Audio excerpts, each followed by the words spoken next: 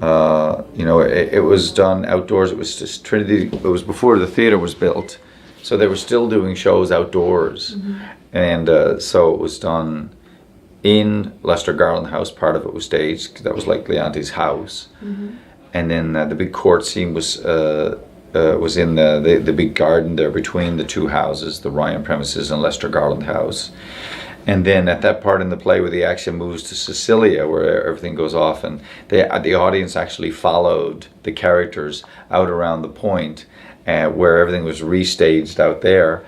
And then there's a passage of time, I think it's maybe 12 years or something like that, because what happens is the little baby grows up and becomes a shepherded girl, and she meets Polixenes' son. But anyway,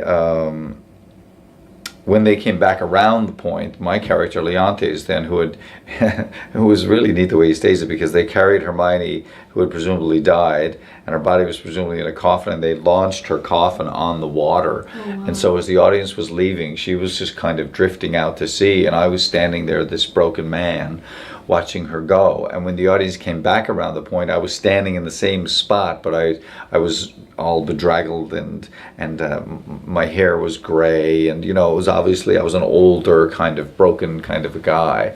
And then the action resumed, and the audience followed us around. There's that wonderful scene where she's a statue at the end of it, and so what they did was they had her in a boat offshore, and she was just standing like a statue in a dory.